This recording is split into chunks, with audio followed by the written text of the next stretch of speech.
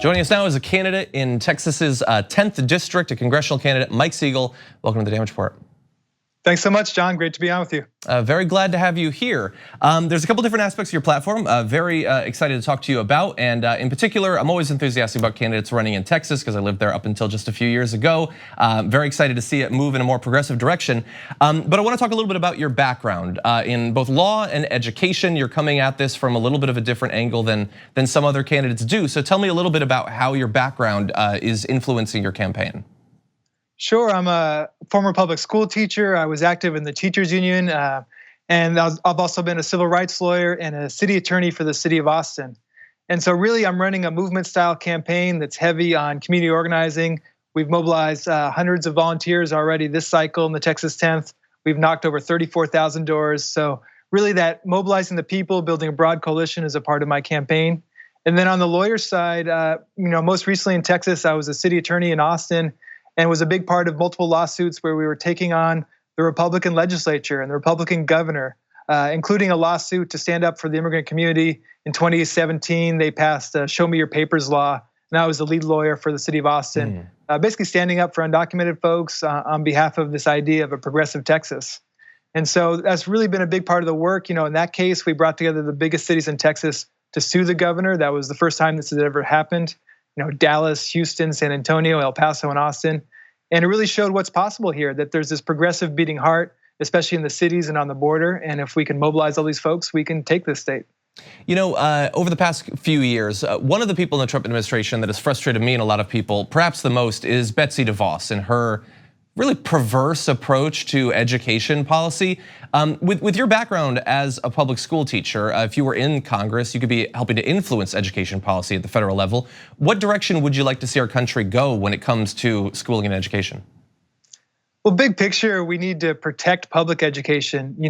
The same way that we're fighting for universal health care, we need universal, strong public schools.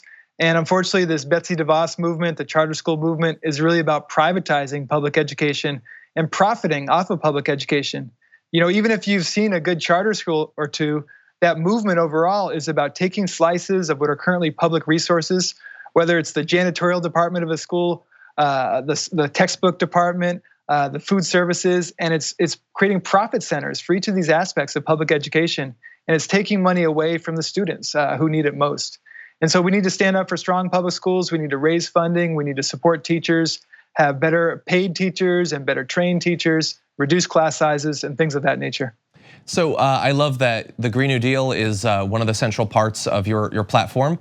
I'm curious though, so you've mentioned, I believe in interviews, that while you've received a number of high profile endorsements, and feel free to let people know about those, that for some groups, your support for the Green New Deal has apparently hurt your chances of getting those endorsements. Can you tell me a little bit about that? Sure, yeah, in this race, I've received pretty much every local endorsement you can get, including from labor, which is extremely important to me. I was a teachers union member. When I was a city attorney, I was active in AFSCME, the city employees union.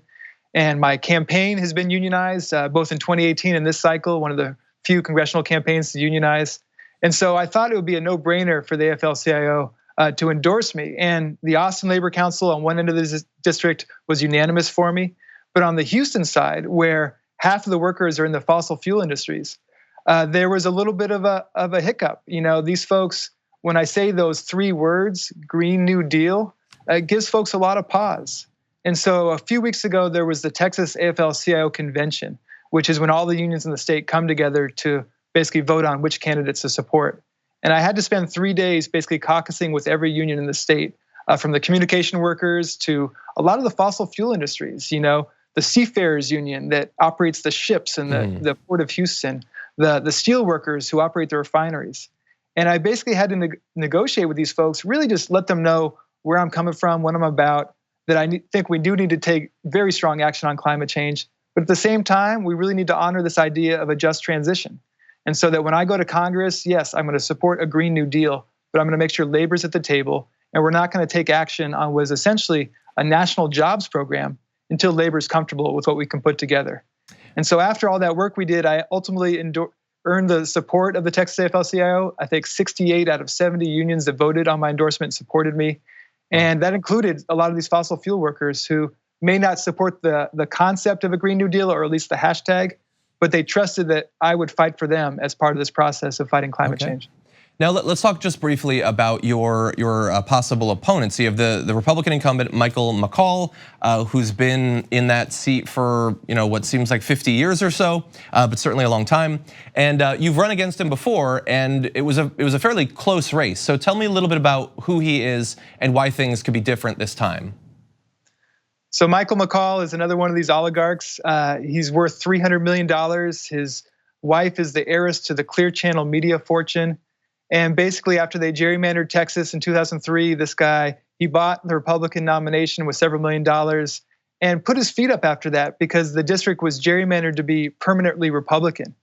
And so fast forward to 2018, this guy is chairman of Homeland Security. He's allowing the family separation policy to happen. He's supporting the government shutdown for a border wall. He's voting to take away our health care. And I decided to run against him. Nobody thought I had a chance in heck of winning, of course, because of his money and the map as it's drawn. But we put together a strong grassroots coalition, over 1,000 volunteers, labor, environmental, youth groups. We made over 300,000 voter contacts and lowered McCall's advantage from 19% to 4% in one cycle. And so now in 2020, this is a national battleground district, and I'm running to finish the job. Okay, and where can people find out more about your run? Well, thank you. So Mike Siegel, if you can spell my name, siegelfortexas.org. We've got a website, Siegel for Texas on Twitter and Facebook. So folks can definitely sign up to follow the campaign. Of course, any grassroots contributions help. We have a March 3 primary, and we're trying to win outright on March 3rd against 2 conservative primary challengers who are attacking me from the right. Okay, Mike Siegel, thank you again for joining us today. Thank you, John. It's an honor. For more political news, breakdowns, interviews, stories of activism, and me trying my hardest to care about the occasional big celebrity news story, subscribe to our YouTube channel at youtube.com/thedamagereport. And you can ring the bell wherever it is so you don't miss anything.